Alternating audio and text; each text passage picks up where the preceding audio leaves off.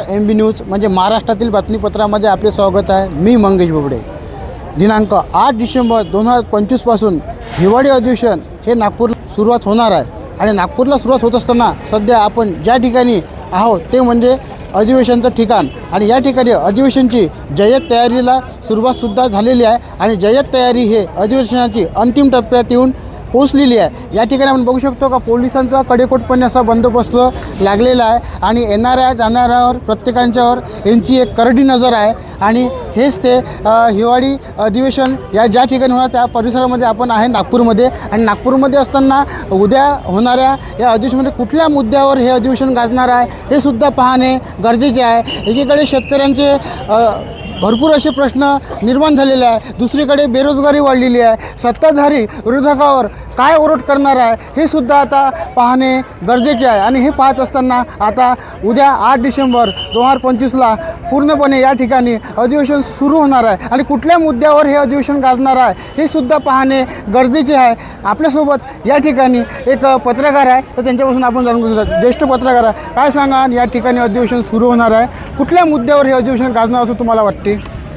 या अधिवेशनाचा कालावधी एकतर फार कमी आहे आणि त्यामध्ये जे प्रश्न आहेत यायला पाहिजे ते विदर्भातील शेतकऱ्यांनी जे केलेले हजारो आत्महत्या आहेत त्यांना न्याय मिळाला नाही।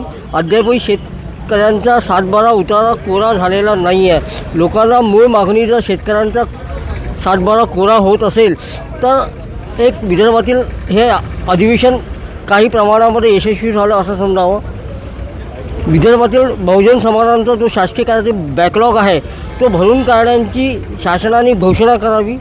त्याचसोबत विदर्भातील शेतकऱ्यांनी जशा आत्महत्या झाल्यात तशाच आत्महत्या विदर्भातील जे ज्येष्ठ पत्रकार आहेत त्यांना मागील 1 वर्षापासून त्यांना जे बाळासाहेब आंबेडकर पत्रकार सन्मान योजना जी पेन्शन असते 20,000 रुपये ती अद्यापही मागील 1 वर्षापासून मिळालेली नाही। असंख्य विदर्भातील ज्येष्ठ पत्रकारांनी अशी मागणी केली की मागील 1 वर्षांचे थकीत रकमासह 31 डिसेंबर 2025पर्यंत शासनाच्या मुख्यमंत्री देवेंद्र फडणवीस, अर्थमंत्री अजित पवार, उपमुख्यमंत्री एकनाथ शिंदे यांनी द्यावेत अशी इथल्या ज्येष्ठ पत्रकारांची मागणी आहे। बघूया हिवाळी अधिवेशन 8 डिसेंबरपासून सुरू होत आहे, किती प्रामाणिकपणे इथल्या विदर्भातील जनतेला हे सरकार न्याय देते आहे बघूया।